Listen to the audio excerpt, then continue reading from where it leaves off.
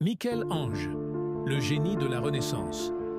Michel-Ange, de son vrai nom Michelangelo Buonarroti, naît en 1475 en Toscane. Très tôt, il se passionne pour le dessin et la sculpture. On raconte qu'enfant, il passait plus de temps à copier des fresques dans les églises qu'à étudier. Son talent est vite repéré à Florence, où il est accueilli dans le cercle très fermé des Médicis, la famille la plus influente de la ville. À seulement 24 ans, il sculpte la Pietà, une œuvre bouleversante représentant la Vierge Marie tenant le corps du Christ. Ce chef-d'œuvre, d'une finesse incroyable, a été réalisé dans un seul bloc de marbre, et les détails comme les plis des vêtements ou l'expression du visage sont d'un réalisme stupéfiant. Anecdote étonnante. Certains doutaient qu'un jeune inconnu puisse avoir réalisé une œuvre aussi parfaite. Michel-Ange, vexé, est revenu une nuit pour graver discrètement son nom sur l'œuvre, la seule qu'il ait jamais signée. Quelques années plus tard, il réalise le David, symbole de la force et de la beauté de la jeunesse.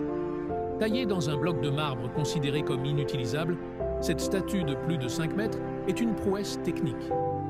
Michel-Ange y voyait non pas un simple héros biblique, mais une figure de courage face aux géants du monde. En 1508, le pape Jules II lui confie un projet gigantesque, peindre le plafond de la chapelle Sixtine, au Vatican.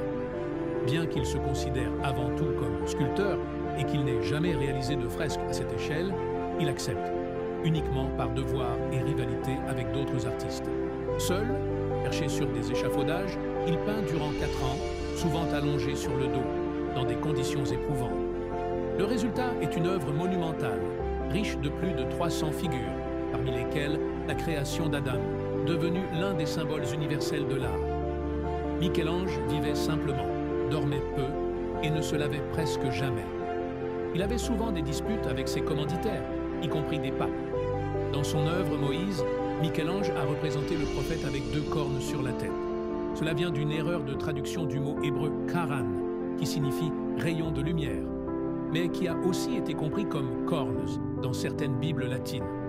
Michel-Ange, suivant cette version, a donc sculpté Moïse avec 2 petites cornes sur le front. Michel-Ange était aussi architecte et même poète. À la fin de sa vie, il conçoit la coupole de la basilique Saint-Pierre à Rome, l'un des chefs-d'œuvre de l'architecture religieuse.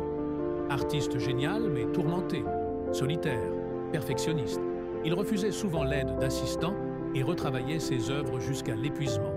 Il disait « Chaque bloc de pierre a une statue en lui, et c'est le travail du sculpteur de la libérer. » Il meurt à Rome en 1564, à l'âge de 88 ans, après une vie entièrement consacrée à la beauté, à la foi et à l'art.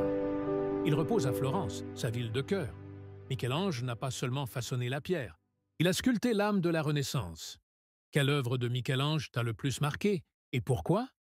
Dis-le nous en commentaire.